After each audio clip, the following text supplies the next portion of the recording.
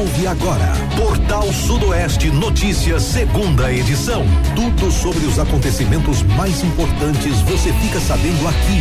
Portal Sudoeste Notícias, segunda edição.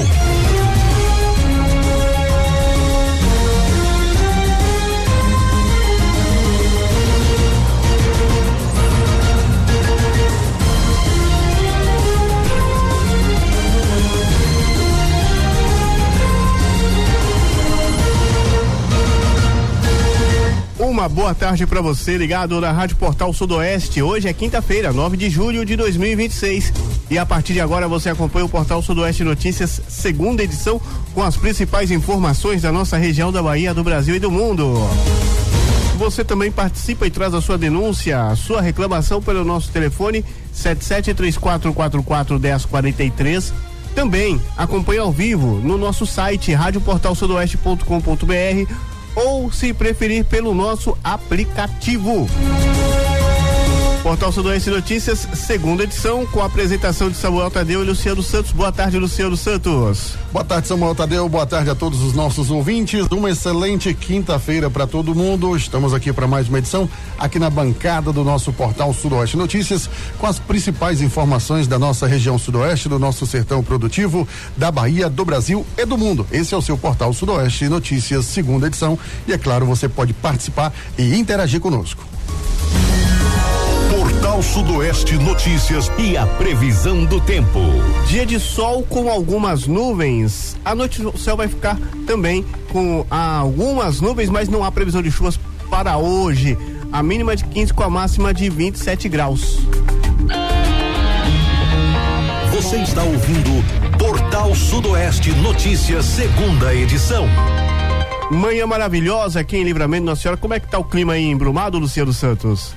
Tá bastante calor, viu? Solzão aberto aqui, céu bastante limpo, né? Assim, na madrugada nós temos aí frio, né? Início da noite tem frio, na madrugada frio, nas primeiras horas da manhã também, tempo bastante bem agradável, mas assim, durante a manhã e por volta de meio-dia até as 14 horas, meu amigo, o sol tá de rachar, viu? É isso mesmo. Vamos agora com as principais informações. Vamos começando aqui, exame do DNA identifica ossada encontrada em Brumado. Família cobra a justiça por morte de homem desaparecido. Após cerca de 7 meses de espera, um exame de DNA confirmou que a ossada humana encontrada em Brumado no dia 24 de outubro do ano passado pertence a Joilson Silva dos Santos, de 48 anos. A identificação trouxe uma resposta para a família, que convivia com o desaparecimento dele há quase um ano, mas também reforçou o pedido por justiça. De acordo com a Polícia Civil, Joilson foi vítima de homicídio praticado com uso de arma de fogo. As circunstâncias do crime seguem sendo investigadas e até o momento não há informações sobre a autoria. Na última terça-feira, dia 7, familiares estiveram na Delegacia Territorial de Brumado para cobrar esclarecimentos sobre o andamento das investigações e pedir que o responsável ou responsáveis pelo assassinato sejam identificados e punidos. Vamos relembrar o caso.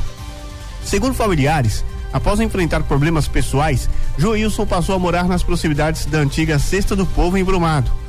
Durante esse período, ele vivia em situação de vulnerabilidade, perambulando pelas ruas da cidade e mantendo contato com família apenas de forma esporádica. Joilson tinha 48 anos e era dependente químico. O desaparecimento mobilizou familiares que passaram meses em busca de informações sobre o seu paradeiro. A confirmação da identidade da ossada encerra a angústia da incerteza, mas abre espaço para a expectativa de que o crime seja esclarecido e os responsáveis levados à justiça. Luciano Santos. Muito bem, 12h10, meio-dia e 10, dando início aí, né, a nossa pauta, trazendo essas informações aí sobre a questão deste exame de DNA, né, que identificou aí uma ossada encontrada aqui na cidade de Brumado, isso no ano passado, né? E aí, após um ano, a Polícia Civil conseguiu identificar que essa ossada pertencia aí a Joilson Silva dos Santos, né, de 48 anos na época. Ele que andava perambulando aqui pelas ruas da cidade, né? Era andarilho, né? Apesar de ter família aqui em Brumado, apesar de dos familiares morar em Brumado, mas ele vivia nas ruas e a irmã dele, né, e os familiares estão pedindo aí justiça, né, por conta deste crime. E a polícia agora vai aí, através, né, da identificação, tentar desvendar, né, quem foi que cometeu este crime. Olha, Tribunal de Contas dos Municípios suspende slogan da Prefeitura de Eunápolis por promoção pessoal do prefeito. O Tribunal de Contas dos Municípios da Bahia determinou a suspensão imediata do uso da expressão a força do trabalho em toda a comunicação institucional da Prefeitura de Eunápolis. A decisão liminar, assinada pelo conselheiro relator Nelson Pellegrino, publicada na quarta-feira, recebida aí, né, pela reportagem, ele atende aí uma denúncia protocolada pelo vereador Renato Oliveira. O parlamentar apontou que o município adotou como identidade visual um slogan idêntico ao nome da coligação pela qual o atual prefeito, o José Robério Batista de Oliveira, né, concorreu às eleições. A representação detalha que a marca foi integrada a papéis oficiais, materiais gráficos, uniformes de serviços, veículos e perfis de redes sociais da administração pública. O denunciante sustentou que a prática viola as leis municipais e a Constituição Federal, configurando promoção pessoal como uso da máquina pública, especialmente em um ano eleitoral. Fotos e documentos da Justiça Eleitoral de 2024 foram anexadas ao processo para comprovar o vínculo direto entre a campanha do gestor e a publicidade oficial. Ao analisar o caso, o relator Nelson Pellegrino destacou que as evidências demonstram uma clara intenção de atrelar aí as realizações da prefeitura à imagem política do gestor, desrespeitando aí os princípios constitucionais da impessoalidade e da moralidade. O conselheiro alertou para o perigo de dano reverso caso a prática continuasse durante o exercício financeiro de 2026, diante do risco de desequilíbrio gerado pela autopromoção em período eleitoral. Com a decisão, a Prefeitura de Eunápolis está obrigada a retirar o slogan de canais digitais, impressos, fardamentos e frotas oficiais. O prefeito José Roberto Batista de Oliveira e o secretário de Infraestrutura, Bruno José Castro, foram notificados e têm um prazo de 20 dias para apresentar defesa. A gestão municipal também deverá enviar ao tribunal cópias de todos os contratos e processos administrativos firmados com agências de publicidade e marketing digital desde o início do mandato. Operação Libertas investiga suspeito de ligação com grupo extremista em Vitória da Conquista. A Polícia Civil da Bahia deflagrou nesta terça-feira, dia 7, a Operação Libertas, no município de Vitória da Conquista, para cumprir um mandado de busca e apreensão domiciliar contra um homem de 24 anos, investigado por possível ligação com um grupo extremista com atuação em plataformas digitais. As investigações apontam que o suspeito teria divulgado e compartilhado conteúdos de caráter discriminatório, além de utilizar símbolos e materiais associados à propaganda extremista em ambientes virtuais. O mandado judicial expedido pela primeira vara criminal de Vitória da Conquista foi cumprido no bairro Bateias 2. Naquele município, durante a diligência foram apreendidos aparelhos celulares, computadores e outros dispositivos eletrônicos na residência do investigado. Todo o material será submetido à perícia técnica e subsidiará o prosseguimento das investigações que buscam esclarecer a extensão das atividades criminosas, bem como identificar possíveis coatores e colaboradores. A Operação Libertas foi realizada pela Polícia Civil por meio do Núcleo da Criança e do Adolescente na 10ª Coordenadoria Regional da Polícia do Interior, a Corpim de Vitória da Conquista. Polícia Militar encontra arsenal de medicamentos para emagrecimento e anabolizantes durante a ação em Guanabi. Uma operação da Companhia Independente de Policiamento Tático do Meio Oeste, né? A CIPT, lá da região oeste, do Meio Oeste, resultou na apreensão de uma grande quantidade de medicamentos e produtos farmacêuticos sem autorização da Agência Nacional de Vigilância Sanitária, Anvisa, na tarde desta quarta-feira no bairro Brasília, em Guanabi. De acordo com a Polícia Militar, as equipes realizavam um patrulhamento tático quando perceberam um homem recebendo uma sacola das mãos de uma mulher em via pública. O comportamento nervoso apresentado pelos dois despertou a atenção dos policiais que realizaram a abordagem. Durante a revista pessoal, foram encontradas ampolas de medicamentos utilizados para emagrecimento. Ao ser questionada, a mulher informou que havia outros produtos armazenados em sua residência e autorizou a entrada da equipe policial no imóvel. No local, os militares localizaram um amplo estoque de medicamentos, hormônios, peptídeos, anabolizantes e diversos insumos farmacêuticos armazenados de forma irregular e também sem autorização dos órgãos competentes. A ação também resultou na apreensão de canetas, 68 caixas de seringas para insulina contendo 100 unidades cada, 3 caixas de agulha para canetas de insulina, diversos frascos de diluente bacterostático, um frasco de ácido acético glacial, uma balança de precisão, embalagens, selos de autenticidade, um spray de pimenta e diversos suplementos alimentares e vitamínicos. Enquanto os policiais realizavam as buscas do imóvel, o homem que havia sido abordado inicialmente conseguiu fugir e, apesar das diligências realizadas na região, ele não foi localizado. A proprietária da residência foi conduzida, juntamente com todo o material apreendido, para a delegacia de Guanambi, onde a ocorrência foi registrada. Nova vacina pneumovinte já está disponível nas salas de vacinação de Brumado. A vacina pneumocócica conjugada 20 vale, que chama pneumovinte, já está disponível nas salas de vacinação de Brumado. O novo imunizante substitui gradualmente a antiga Pneumo 10, ampliando de forma significativa a proteção de crianças e grupos prioritários contra infecções graves causadas pela bactéria pneumococo. A principal avanço da Pneumovinte é o combate direto às chamadas doenças pneumocócicas invasivas DPI, que ocorrem quando a bactéria atinge partes do corpo que deveriam ser livres de germes, como o sangue e o sistema nervoso.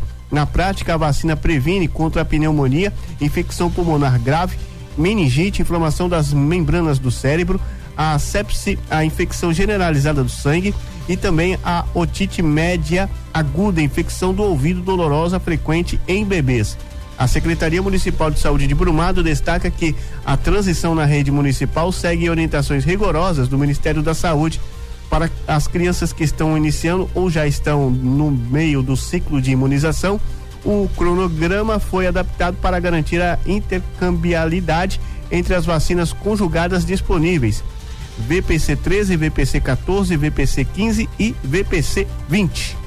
Olha, a nova sede do 24º Batalhão de Polícia Militar será construída em Brumado após licitação anunciada aí pelo governo da Bahia.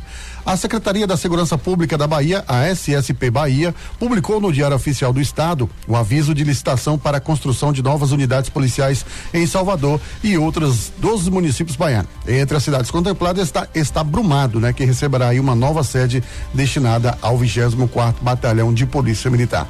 O investimento representa aí um importante avanço para a segurança pública e também de toda a Bahia. A nova estrutura oferecerá melhores condições de trabalho aos policiais militares, além de ampliar a capacidade operacional da corporação e proporcionar um atendimento mais ágil e eficiente à população. De acordo com a SSP, a construção faz parte do plano de modernização da infraestrutura das forças de segurança no estado.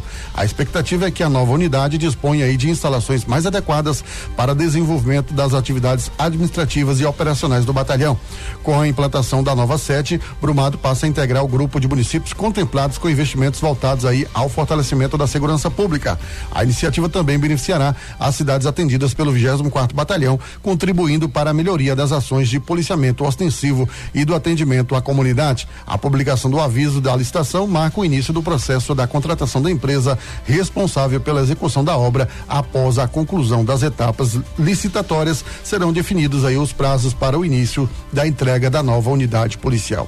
Só ressaltando que esta unidade, ela será construída aonde já existe, a antiga dependência da 34ª CPM, ou seja, a 34ª CPM fica localizada na Avenida Centenário, em Brumado, e aí se transformou em batalhão, mas a estrutura não tinha, tem espaço, o terreno é grande, mas não tinha uma estrutura adequada para batalhão. E agora, com esta demanda da Secretaria de Segurança Pública, o município de Brumado vai ter aí um novo batalhão em uma área ampla, o qual vai trazer muito conforto. Por enquanto, o batalhão vai funcionar aqui bem pertinho da rádio, bem pertinho aqui do estúdio de Brumado, na Avenida Donizete Alves Lima, bem aqui ao lado, está aqui bem ao lado dos estúdios da Rádio Portal Sudoeste. Vai funcionar aqui de modo provisório o batalhão. Estaremos aqui do lado, hein, Samuel? Do ladinho aqui do 24º Batalhão. Volta com mais informações, é você informado no seu horário de almoço, com as principais informações da sua região, da nossa cidade, do Brasil e do mundo. E você pode trazer aqui a sua denúncia, a sua reclamação pelo WhatsApp 7734441043. Sistema de reconhecimento facial da SSP chega à marca de 1.400 prisões na Bahia em 2026. O sistema de reconhecimento facial da Secretaria de Segurança Pública alcançou nesta quarta-feira, dia 8, portanto ontem, a marca de 1.400 foragidos da Justiça localizados em 2026. O novo registro foi contabilizado após a identificação de um homem procurado pelo crime de estupro de vulnerável no município de Vitória da Conquista. As câmeras de videomonitoramento da Secretaria de Segurança Pública emitiram um alerta indicando a presença do suspeito que possuía mandado de prisão definitiva. Equipes da Companhia Independente de Polícia Militar foram acionadas pelo Centro Integrado de Comunicações do SICOM e realizaram a abordagem e conduziram o suspeito ao distrito Integrado de Segurança Pública, o DICEP. Com a prisão, a ferramenta alcança a marca de 1.400 capturas em pouco mais de 6 meses de 2026. O sistema é empregado diariamente na capital baiana, na região metropolitana de Salvador e em cidades do interior do estado. Luciano Santos. Um abraço para você, é bom sempre estar contigo aqui, hein? Você almoçando aí e, claro, ficando por dentro de todas as informações aqui dentro do nosso jornalismo da Rádio Portal Sudoeste. E você que tem poupança aí, hein, rapaz? Pois é, saques superam depósitos em 39,3 bilhões no semestre. Nos primeiros 6 meses de 2026, as retiradas das cadernetas superaram em mais de 39 bilhões, né? 39 bilhões e 300 milhões os depósitos aí da poupança, aponta o relatório do Banco Central divulgado nesta quarta-feira.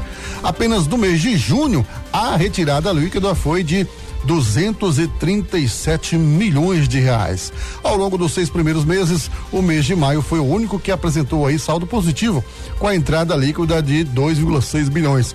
Os meses de janeiro e março foram os que mais contribuíram para o balanço negativo do semestre, com retiradas líquidas de 23,5 bilhões e 11,1 bilhões, respectivamente. O saldo atual da poupança é de 1,20 trilhões de reais, mantendo aí o patamar de junho de 2025, quando o saldo era de 1 trilhão e 19.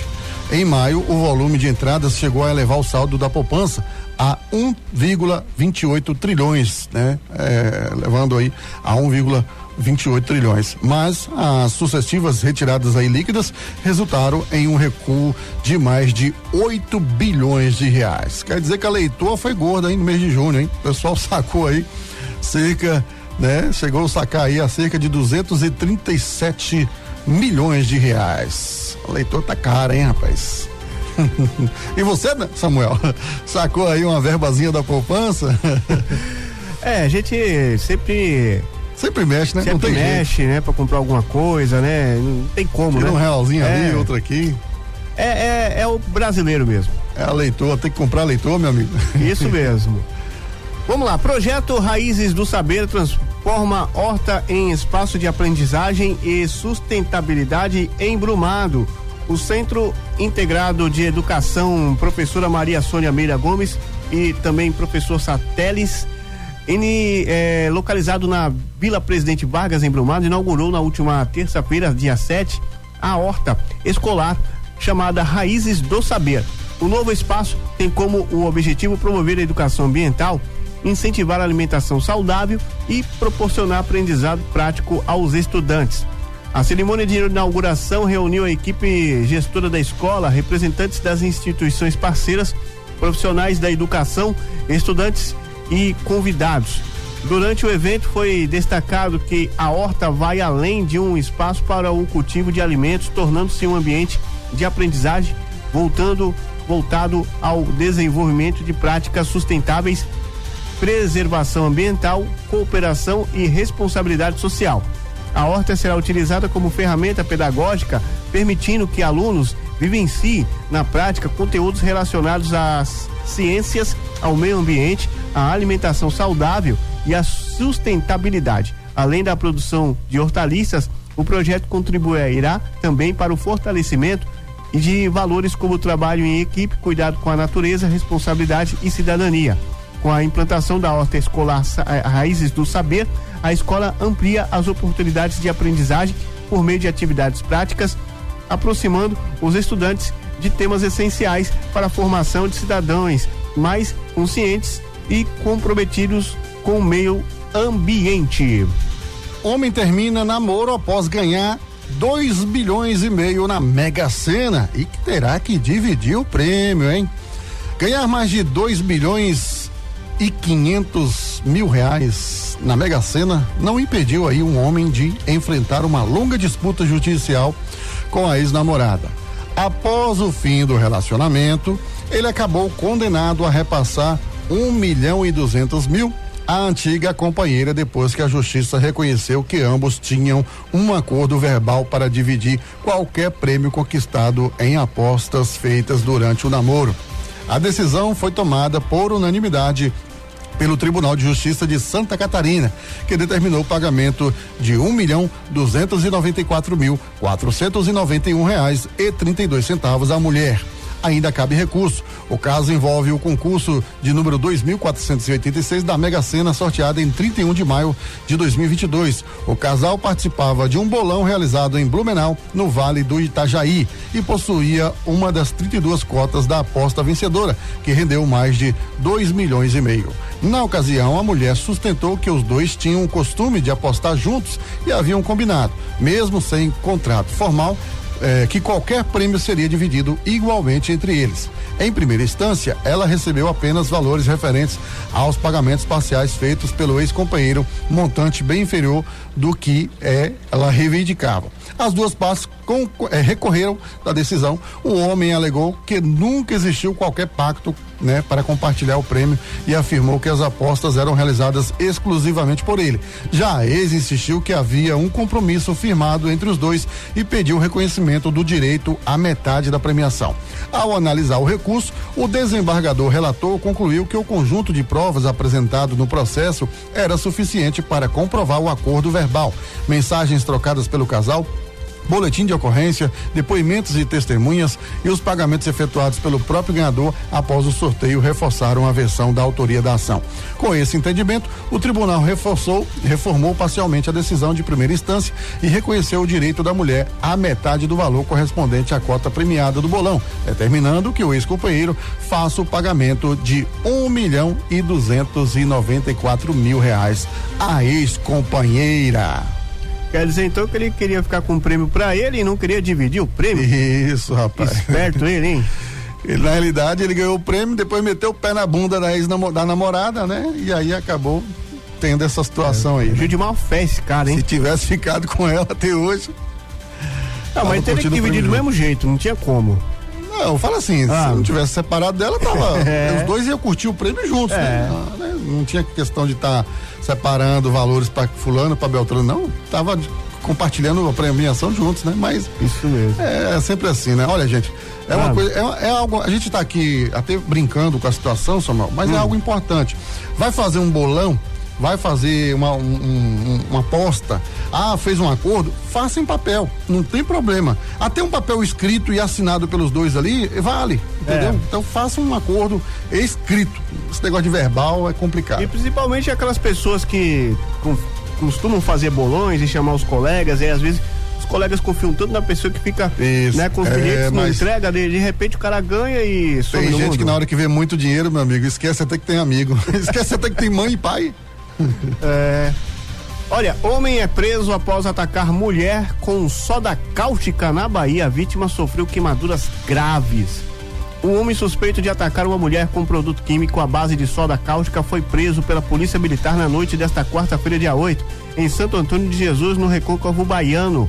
O caso, tratado inicialmente como tentativa de feminicídio, ocorreu na rua Lúcio José de Oliveira, nas proximidades do acesso à BR-101. O suspeito foi localizado e detido há pouco tempo após o crime. Antes da chegada dos policiais, ele foi agredido por moradores e precisou ser encaminhado ao Hospital Regional de Santo Antônio de Jesus, onde recebeu atendimento médico. Após receber alta, deverá ser apresentado à autoridade policial. A vítima, identificada como Vera Lúcia, foi atingida pelo produto corrosivo e sofreu queimaduras graves, principalmente nos membros superiores. Equipes do SAMU prestaram os primeiros socorros no local e encaminharam a mulher ao Hospital Regional de Santo Antônio de Jesus. Ainda segundo o site, o estado de saúde da vítima é considerado grave e ela deverá ser submetida à cirurgia de decorrência das lesões causadas pela substância química. A delegacia do município apura as circunstâncias do crime, Luciano Santos. PF e CGU deflagram segunda fase da operação contra fraudes previdenciárias da Bahia. A Polícia Federal deflagrou nesta quinta-feira em conjunto aí com a Controladoria Geral da União, a CGU, a segunda fase da operação Monan, que investiga aí um esquema de fraudes na concessão de benefícios previdenciários destinados a segurados especiais indígenas do sul da Bahia. Foram cumpridos 11 mandados de busca e apreensão nos municípios de Eunápolis e Porto Seguro. Além disso, a Justiça Federal determinou afastamento de 2 servidores públicos suspeitos de participação no esquema. De acordo com as investigações, os envolvidos utilizavam declarações falsas de pertencimento à comunidade indígenas para obter, de forma irregular, aposentadorias rurais, salários maternidade e outros benefícios pagos pelo Instituto Nacional do Seguro Social, o INSS. O grupo também é investigado por supostamente contratar empréstimos consignados vinculados ao benefício aí obtidos de maneira fraudulenta.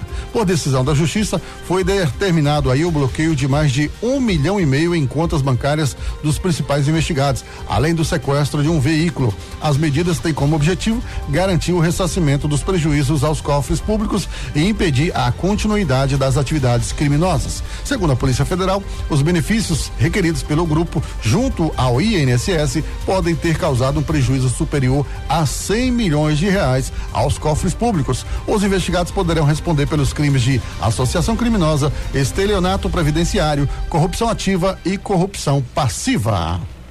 CCJ da Câmara aprova fim da aposentadoria como punição para juízes. A Comissão da Constituição de Justiça e Justiça de Cidadania, CCJ da Câmara, aprovou nesta quarta-feira, ontem, dia 8, o texto da proposta de emenda à Constituição, a PEC 291/13, que acaba com a aposentadoria compulsória para juiz como medida punitiva. Agora o texto segue para a comissão especial antes de ir para o plenário. A PEC prevê que a decisão de remover o magistrado ou colocá-lo em disponibilidade cabe ao Conselho Nacional de Justiça, algo que já acontece. A novidade está na suspensão, podendo ser de até 90 dias, e a disponibilidade por até 2 anos. O texto aprovado pela CCJ também estabelece que o fim do processo administrativo disciplinar, o Ministério Público deverá ser acionado no prazo de 30 dias para manifestar-se. Nesse caso, o magistrado deve ficar afastado das funções com vencimentos proporcionais até o trânsito em julgado da sentença. Pela proposta, se a decisão for pelo arquivamento da representação ou se a ação judicial for julgada improcedente em decisão definitiva, o magistrado retorna às suas funções como pagamento da diferença das verbas remuneratórias e também o cômputo para todos os fins do tempo de serviço. Pelo carinho da sua audiência, você que está aqui nos acompanhando pelo FM 104,3, para você também que está pelo nosso aplicativo ou também pelo nosso site. Você ainda não tem o nosso aplicativo? Baixe já o nosso aplicativo. É só você ir na sua loja de aplicativo e pesquisar lá Portal Sudoeste. Aí você vai baixar o nosso aplicativo, ouvir a nossa programação em qualquer lugar do Brasil e do mundo. Lá também você vai ficar informado com as nossas notícias e também pode participar tudo junto em um só lugar. Então baixe já o nosso aplicativo.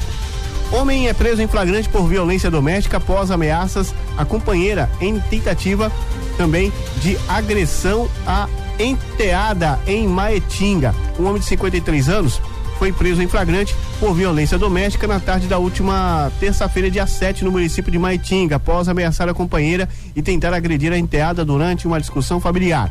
De acordo com informações da Polícia Militar, o caso aconteceu na residência da família, onde o suspeito teria tentado agredir uma jovem de 18 anos e ameaçado sua companheira de 48 anos. As vítimas conseguiram deixar o imóvel e buscar o abrigo em um local seguro, de onde acionaram a Polícia Militar. Ao chegar à residência, os policiais localizaram o suspeito escondido no interior do imóvel. O homem foi preso em flagrante e conduzido juntamente com as vítimas ao plantão da Polícia Civil de Brumado. Na unidade policial foram adotadas as medidas cabíveis com a base na Lei Maria da Penha. Em respeito à legislação para preservar a identidade das vítimas, os envolvidos foram identificados apenas pelas idades. O caso seguirá sendo investigado pela Polícia Civil. TCM rejeita recurso da Prefeitura de Aracatu e mantém suspensão de licitação.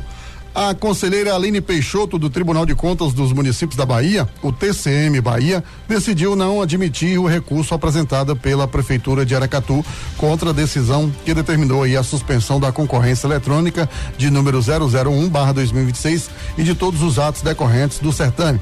O recurso ordinário foi protocolado em 17 de junho e contestava a decisão monocrática proferida aí no processo de número 09086E26, publicada em 15 de abril e homologada aí pelo plenário do TCM em 27 de maio deste ano. Ao analisar o caso, a conselheira destacou que a resolução do TCM de número 1455 de 2022 estabelece que decisões monocráticas que concedem medida cautelar podem ser contestadas apenas por meio de agravo, conforme previsto no regime interno da Corte.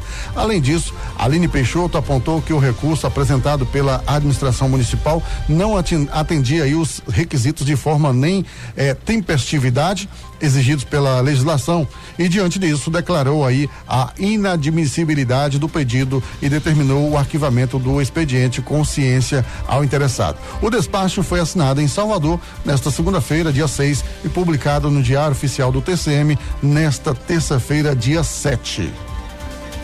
O Ministério Público Federal fiscaliza a retomada de obra de creche federal paralisada em Érico Cardoso. O Ministério Público Federal converteu uma notícia de fato em procedimento administrativo para acompanhar e fiscalizar a retomada das obras de uma creche pré-escola no município de Érico Cardoso.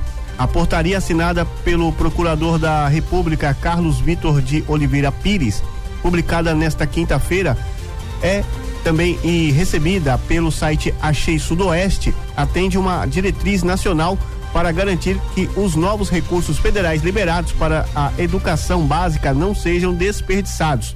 A fiscalização faz parte do Pacto Nacional pela retomada de obras e de serviços de engenharia destinados à educação básica e profissionalizante, instituído por lei federal. O Ministério Público Federal recebeu uma orientação da primeira Câmara de coordenação e revisão do órgão para abrir um procedimento específico para cada município beneficiado pelo pacto, com o objetivo de monitorar de perto a conclusão de estruturas que estavam paralisadas ou inacabadas. No caso de Érico Cardoso, o alvo do acompanhamento é a construção da unidade do tipo creche pré-escola tipo 1. O procedimento administrativo é o instrumento jurídico utilizado pelo Ministério Público para fiscalizar de forma continuada a execução de políticas públicas. O procurador já determinou o início das diligências para vistoriar o andamento dos trabalhos e assegurar que o cronograma da entrega seja cumprido pela gestão local. Clero e religiosas da Diocese de Caetité participam da atualização anual com foco em saúde mental e integração humana.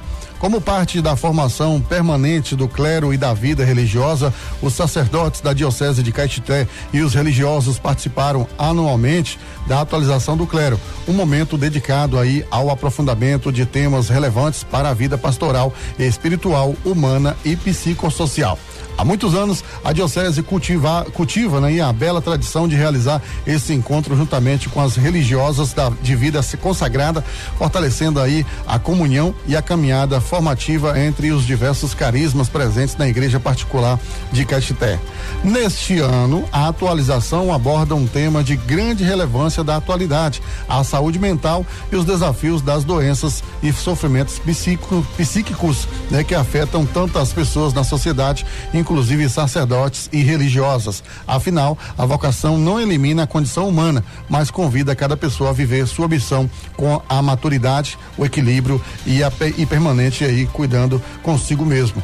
Para conduzir essa reflexão, a Diocese recebeu o renomado professor Dr. William César Castilho, professor psicanalista e escritor, que tem aí proporcionado momentos de profunda reflexão por meio de suas obras, A Ideologia da Vergonha e o Clero do Brasil. e também os 7 pecados capitais à luz da psicanálise. Ao longo desses dias, sacerdotes e religiosas são convidados a renovar o sim dado a Deus, buscando uma integração cada vez mais profunda entre fé, humanidade e missão.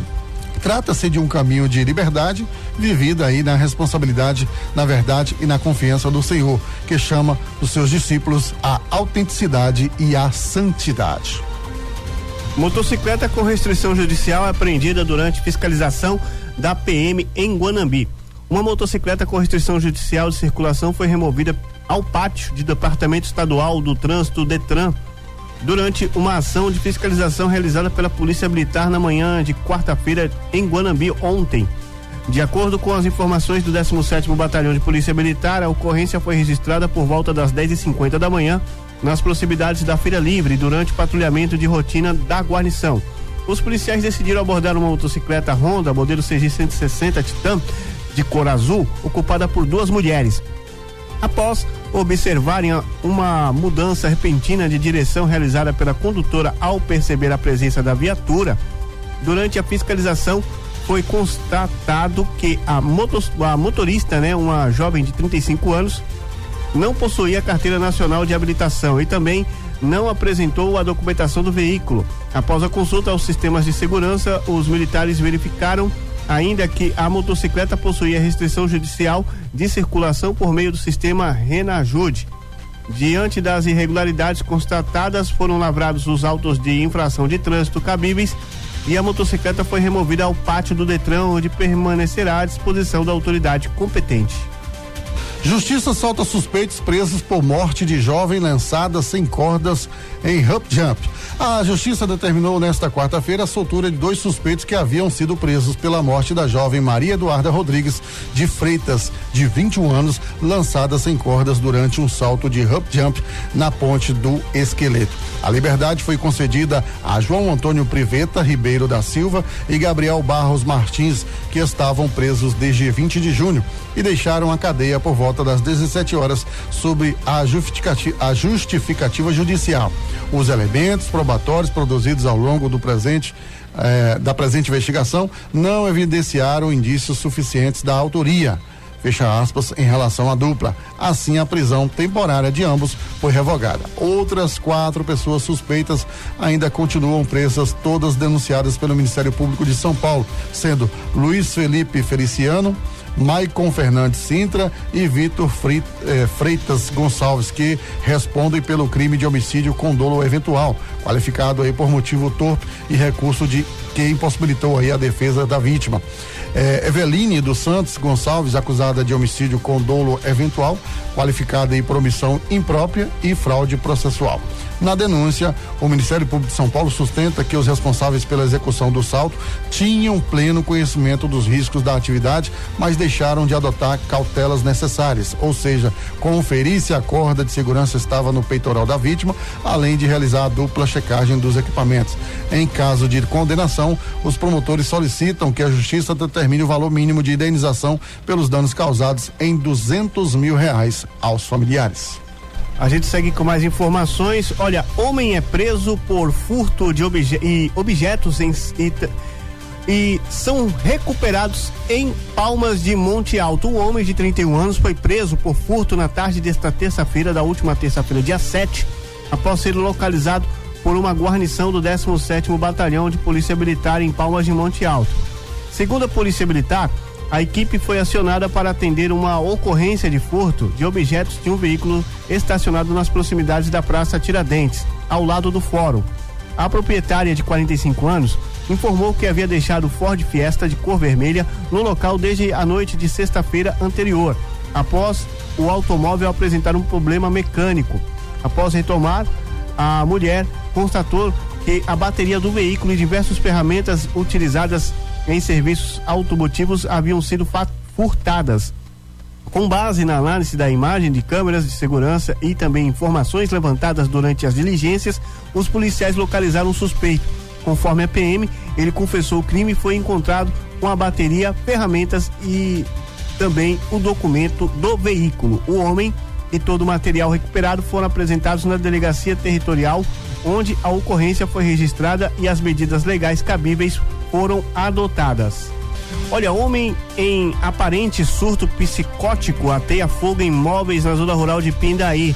Um homem em aparente surto psicótico ateou fogo em móveis, utensílios domésticos e documentos pessoais na noite da última terça-feira, dia 7, na Fazenda Cachoeira de Cima, na zona rural de Pindaí. Segundo a Polícia Militar, uma guarnição do 17º Batalhão de Polícia Militar foi acionada para prestar apoio ao Serviço de Atendimento Móvel de Urgência, o SAMU, durante a ocorrência. Ao chegar ao local, os policiais constataram os danos provocados pelo incêndio no interior da residência. A equipe do SAMU realizou atendimento e a contenção do homem, que foi encaminhado ao Hospital Municipal de Pindaí para avaliação médica. A Polícia Militar acompanhou toda a ocorrência e realizou a escolta da ambulância até a unidade de saúde, garantindo a segurança dos profissionais envolvidos no atendimento e do próprio paciente. Ex-estudante de medicina de Brumado, autor do massacre do Morumbi Shopping, reaparece em shopping de Salvador 2 anos após deixar o hospital de custódia. O ex-estudante de medicina e brumadense Matheus da Costa Meira, de 51 anos, voltou a chamar a atenção pública após ser visto circulando em um shopping de Salvador. Condenado pelo ataque a tiros que matou 3 pessoas e deixou outras 4 feridas em uma sala de cinema no Morumbi Shopping, em São Paulo, em 1999, ele deixou o hospital de custódia e tratamento, o HCT, na capital baiana, após decisão da Justiça. A presença de Matheus em um ambiente semelhante ao cenário do crime provocou repercussão entre frequentadores e lojistas que compartilharam imagens dele em grupos de WhatsApp. O episódio reacendeu o debate sobre um dos casos criminais de maior repercussão do país.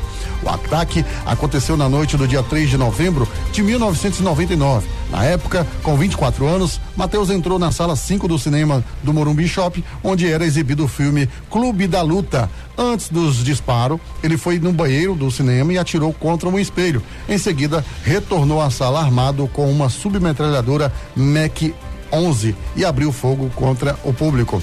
Foram mortos a fotógrafa Fabiana Lobão Freitas, de 25 anos, o economista Júlio Maurício Zemaites, de 29 anos, e a publicitária Hermé Luísa Jatobá Vadaz, de 46 anos. Outras 4 pessoas ficaram feridas. No início da ação, parte dos espectadores acreditou que os estampidos faziam parte da trilha sonora do filme. Durante o depoimento prestado à Justiça, Matheus afirmou que escolheu a sessão por se identificar como personagem principal de Clube da Luta, interpretado pelo Edward Norton. Segundo ele, a história do personagem, que enfrentava transtornos mentais e delírios, teria influenciado sua decisão.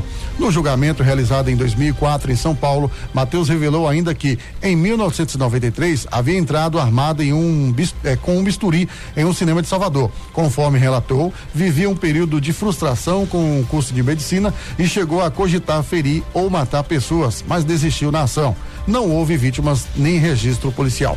Questionado sobre o motivo de escolher cinemas como alvo de seus impulsos violentos, declarou à magistrada, abre aspas, eu me sentia perseguido, ouvia vozes e sussurros. Começou na adolescência. De certa forma, queria me livrar dessas vozes, fecha aspas. Durante o processo também veio à tona um episódio em que Matheus agrediu o próprio pai, que era médico. Segundo os autos, ele desferiu um golpe que provocou a fratura de 3 costelas da vítima. Esses antecedentes foram utilizados pela defesa para sustentar a existência de um quadro psiquiátrico.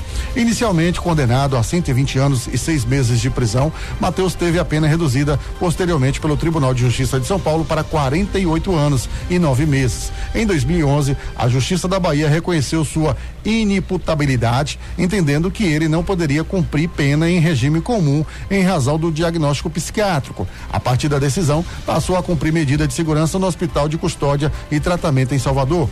A desinternação foi autorizada pelo Tribunal de Justiça da Bahia. O processo tramita sob segredo de justiça e os detalhes do laudo clínico que embasou a decisão não foram divulgados. Após deixar a unidade de custódia, Matheus publicou o e-book Dentro da Escuridão, a vida, a mente e o crime de Matheus da Costa Meira, no qual relata sua versão sobre o massacre e reúne documentos judiciais e laudos periciais relacionados ao seu caso. Ex-prefeito de Bom Jesus da Lapa é multado por pagamento irregular de abono com verba do Fundeb. Os conselheiros da 2ª Câmara de Julgamentos do Tribunal de Contas dos Municípios da Bahia, na sessão desta quarta-feira, dia 8, acataram conclusões de um termo de ocorrência lavrado pela 25ª Inspetoria Regional de Controle Externo contra o ex-prefeito de Bom Jesus da Lapa, Fábio Nunes Dias, em razão do pagamento irregular de abono com recursos do Fundeb a servidores que também não integravam o quadro de profissionais da educação básica. Pela irregularidade, o relator do processo, o conselheiro Plínio Carneiro Filho, imputou multa de 4 mil ao gestor.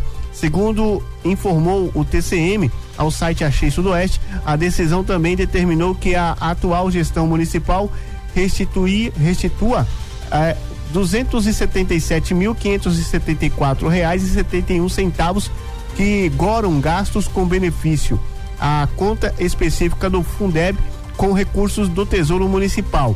O processo teve origem em fiscalização que identificou o pagamento em 2021 de abono com recursos do Fundeb a servidores cujas funções não se enquadravam entre aqueles autorizadas pela Lei Federal de número 14.113/2020.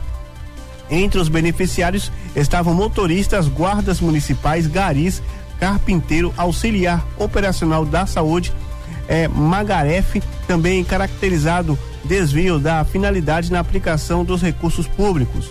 No voto, o conselheiro Plínio Carneiro Filho destacou que a utilização dos recursos do Fundeb para o pagamento dos profissionais desvinculados da educação básica afronta a finalidade legal do fundo e exige a recomposição dos valores à conta específica.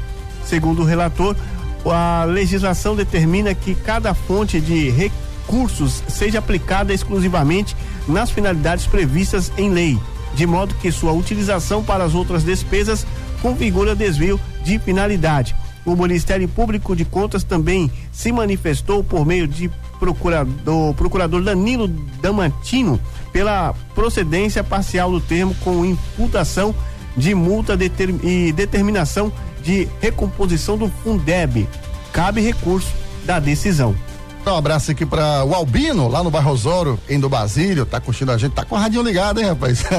Tá com o radinho ligado lá, sentado na calçada e o radinho do lado aí, acompanhando as informações. É isso aí, como eu falei, né? Você que tá almoçando, você que já almoçou, você que tá em casa, no trabalho, aonde você estiver, na zona rural, no sítio, na fazenda, aí na nossa região, viajando, tá dirigindo, tá aí sempre bem informado. Mandar um abraço aí para esse querido Osório lá em Dom Basílio. Um abraço também pro nosso querido Marcão, né? O nosso Marcão aqui, colega de microfone e também vereador aí na cidade de Dom Basílio. Grande Marcão, um abraço pra você. Deixa eu aproveitar a carona aqui, né?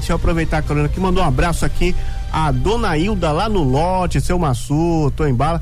Ela disse que eu falo que nem um papagaio, Luciano Santos. Manda um alô pra mim aí, tá aí, né? Eita, Samuel fala nada, Samuel é quietinho demais. Samuel senta aí na redação e fica quieto, não dá uma prosa pra ninguém. É isso mesmo, valeu, um abraço pra essa turma boa, essa galera que tá aí. Vamos falar de Chapada Diamantina, rapaz? Pois é, viu? É, meu amigo, essa matéria inclusive tá aí no site da Rádio Portal, né? radioportalsudoeste.com.br, você vai poder conferir, porque Lençóis representa a Bahia em disputa por selo da ONU Turismo, entre as melhores vilas turísticas do mundo, hein? Olha só, a cidade de Lençóis, na Chapada Diamantina, foi escolhida aí para representar a Bahia na disputa pelo selo Melhores Vilas Turísticas do Mundo, concedido pela ONU Turismo. O município está entre os 7 destinos brasileiros indicados pelo Ministério do Turismo para concorrer ao reconhecimento internacional que destaca comunidades comprometidas com a preservação cultural, o desenvolvimento sustentável e a valorização das tradições locais. A premiação reconhece destinos que utilizam o turismo como instrumento de desenvolvimento econômico e social, promovendo aí a conservação do patrimônio cultural e ambiental. Em Lençóis, a candidatura evidencia o potencial do ecoturismo, a riqueza histórica herdada do período do garimpo e o trabalho conjunto de guias turísticos, artesãos e empreendedores da região. Neste ano, 268 localidades de diversos países participam da seleção. A indicação fortalece a projeção internacional de Lençóis e reafirma a Chapada Diamantina como um dos principais destinos turísticos do Brasil, reconhecida por suas paisagens naturais e experiências autênticas. Caso conquiste o selo, Lençóis passará a integrar um grupo de selo vilas reconhecidas pela ONU Turismo por adotar aí práticas de turismo sustentável e de base comunitária. O resultado da premiação será divulgado em dezembro, durante a cerimônia que será realizada em Buenos Aires, na Argentina. Ó, se depender de mim, eu já voto em Lençóis, porque é lindo demais aquela região ali, viu? Tem muitas belezas naturais e eu quero voltar logo recente aí a nossa Lençóis, porque olha, não precisa ir para os Estados Unidos, para Flórida, Canadá, para Europa, né? O Brasil é rico e principalmente a nossa Chapada Diamantina é linda mesmo. E também a Bahia em geral, né? A Bahia em geral, com certeza. Quem não conheceu a Bahia não conheceu o Brasil ainda. É verdade. Olha, mulher investigada, aliás, por tentar matar ex-companheiro é presa em Vitória da Conquista. Uma mulher de 37 anos investigada por tentativa de homicídio qualificado contra o ex-companheiro de 38 anos foi presa pela Polícia Civil da Bahia na última terça-feira, dia 7, no bairro Urbis 6, em Vitória da Conquista. Segundo a Polícia Civil, o crime ocorreu na madrugada do dia 22 de maio, durante um evento realizado no município de Poções. As investigações apontam que, após um desentendimento, a suspeita teria ateado fogo ao corpo da vítima. O homem foi socorrido e encaminhado inicialmente para o atendimento médico, sendo posteriormente transferido para o hospital em Salvador. De acordo com a polícia, o estado de saúde da vítima é estável. Com base nas provas reunidas durante a investigação, a autoridade policial representou pela prisão preventiva da investigada, medida que foi autorizada pelo juízo criminal da comarca de Poções. A suspeita foi localizada em Vitória da Conquista, conduzida à unidade policial para o cumprimento das medidas legais e permanece custodiada à disposição da Justiça.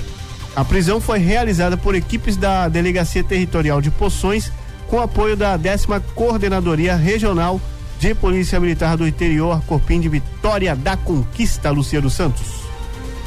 Muito bem, vamos seguindo aqui a nossa pauta, né? A nossa pauta segue aqui até a 1h30. Olha, ex-prefeito de Bom Jesus da Lapa é multado por pagamento irregular de abono com verba do Fundeb, viu? Os conselheiros da 2ª Câmara de Julgamentos do Tribunal de Contas dos municípios da Bahia, na sessão desta quarta-feira, acataram conclusões de um termo de ocorrência lavrado pela 25ª Inspetoria Regional de Controle Externo contra o ex-prefeito de Bom Jesus da Lapa, Fabiano Nunes Dias, em razão do pagamento irregular de abono com recursos do Fundeb a servidores que não integravam aí o quadro de profissionais da educação básica. Pela irregularidade, o relator do processo, o conselheiro Plínio Carneiro Filho, imputou multa de R$4.000 ao gestor. Segundo informações do TCM, a decisão também determinou que a atual gestão municipal restitua R$277.574,71 que estavam, né, foram gastos aí com o benefício à conta específica do Fundeb, né, com recursos do Tesouro Municipal. Vamos falar de Brumado. Brumado reduz em 20,8% os acidentes de trânsito durante o período de junho. Brumado registrou uma redução de 20,8% nos acidentes de trânsito durante o período de junho de 2026, segundo dados do Serviço de Atendimento Móvel de Urgência, o SAMU Regional. Ao todo foram contabilizados 38 ocorrências neste ano, contra 48 registros no mesmo ano, no passado, no mesmo período, em 2025, aliás. Mesmo com o aumento do fluxo de veículos, as pessoas em razão das festividades de junho, o município apresentou queda do número de acidentes, resultado atribuído às ações de fiscalização, educação para o trânsito, melhorias na sinalização e campanhas de conscientização desenvolvidas pela Superintendência Municipal de Trânsito.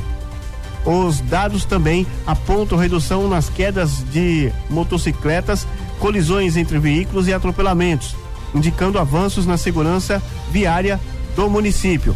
Apesar do resultado positivo, a CMTT reforça a importância de manter a prudência no trânsito, orientando motoristas e motociclistas a respeitarem os limites de velocidade, utilizar equipamentos de segurança e evitarem dirigir após o consumo de bebidas alcoólicas. Segundo o órgão, a combinação entre ações do poder público e a conscientização da população é fundamental para reduzir acidentes e preservar vidas. Luciano Santos. Então, com as principais informações, as principais notícias. E o nosso ouvinte, o Zé de Jonas, ele está ouvindo a programação do nosso jornal aqui lá na obra, tá lá ouvindo a nossa programação, não sei se ele tá almoçando ou já tá trabalhando, mas tudo bem, beleza, muito obrigado, viu, pela sua audiência. Tá trabalhando, a turma volta em 1h da tarde. 1h, né?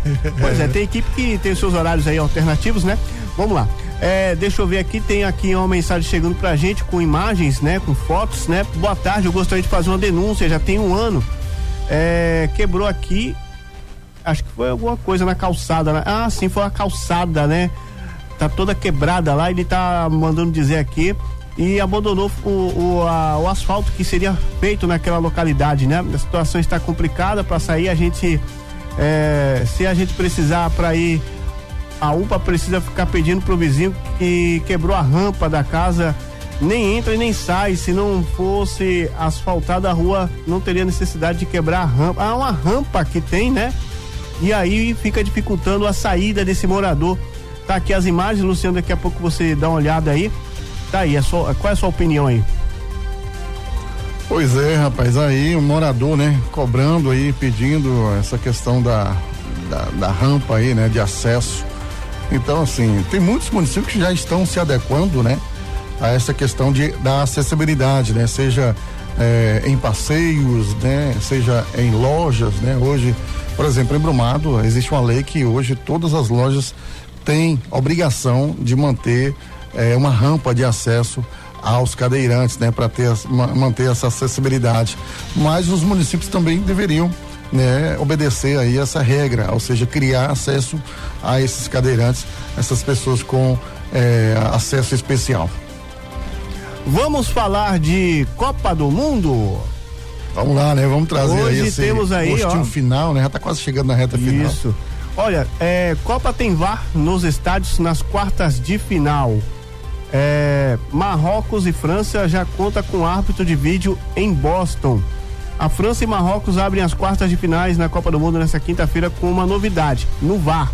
Assim como no Mundial do Catar em 2002, a FIFA coloca o VAR, o árbitro assistente de vídeo, e o VAR suplente dentro do estádio para evitar possíveis problemas técnicos durante a partida. O uruguaio Leodan Gonzalez, VAR da partida, e a nicaragüense Tatiana Guzmán, VAR suplente, estarão no local do jogo em Boston para abrir a rodada das quartas de finais presencialmente.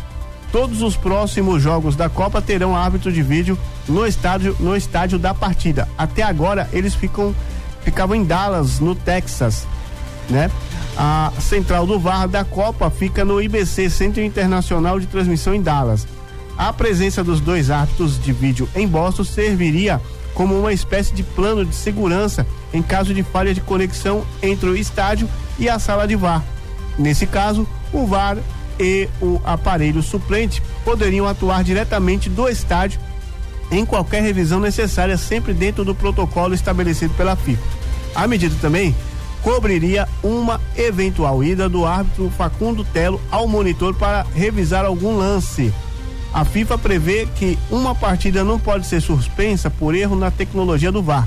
Por isso, a entidade decide adotar o VAR presencial para reduzir o risco de problemas de um jogo. França e Marrocos também terá forte presença argentina na arbitragem. Facundo Telo será o árbitro principal, auxiliado por Juan Pablo Belatti e também Gabriel Chad. Dário Herrera e Cristian Navarro serão o quarto árbitro e o quinto árbitro, respectivamente, enquanto Hernan Mastrangelo ficará no VAR. O vencedor de França e Marrocos se enfrenta na semifinal quem passar de Espanha e Bélgica. Agora, por que eles foram cuidar disso agora, né? Passou a Copa toda, agora que eles vão se precaver aí com o árbitro, tomar cuidado com as... Eita, nós. Estranho, né? Estranho, né? Na reta final, por que não fez isso logo, né? Como você falou aí no início da Copa. E outra, supercomputador prevê vencedores dos jogos das quartas de final da Copa. Já pensou? Vamos ver as projeções aí, ó. O supercomputador Opta, tecnologia especializada em análise de dados, projetou os favoritos das quartas de final da Copa do Mundo. França, né? A Espanha e a Inglaterra, também com a Argentina, são, segundo a análise, de dados as seleções que devem avançar para as semifinais. A máquina acertou 6 dos 8 classificados às quartas de finais. Anteriormente, havia acertado os vencedores de 14 dos 16 jogos da segunda fase. Olha, vamos saber como é que essa análise é realizada? Olha, de acordo aqui com o site GE, tá na matéria aqui, a análise realizou cerca de 10 mil simulações para identificar o percentual de cada seleção. A mesma plataforma colocou o Paris Saint-Germain da França com 56% de possibilidade de ser o campeão da Champions League, o que veio a se confirmar.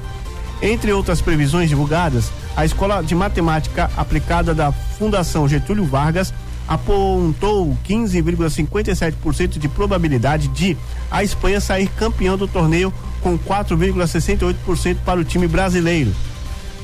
Outra estatística brasileira, do chamado Vidente das Copas, discorda e coloca a seleção de Cristiano Ronaldo como elenco com maior chances de levantar o caneco, com o time espanhol sendo vice e o Brasil caindo antes das semifinais. Isso aí deu certo, isso daí bateu. Vamos lá.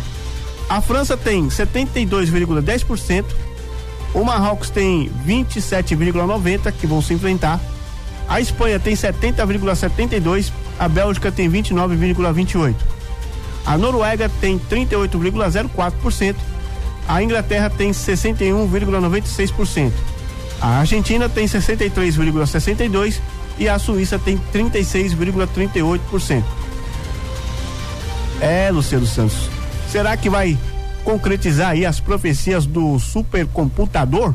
Sei não, viu, meu amigo, sei não. Mas com isso a gente finaliza aqui sabendo que a nossa profecia de terminar o jornal hoje já está se concretizando. Então, um abraço a todo mundo, boa tarde, bom almoço e até amanhã. Valeu, Samuel, um abraço, tchau, tchau. Uma boa tarde, Luciano Santos, a todos os ouvintes. Você ouviu Portal Sudoeste Notícias, segunda edição.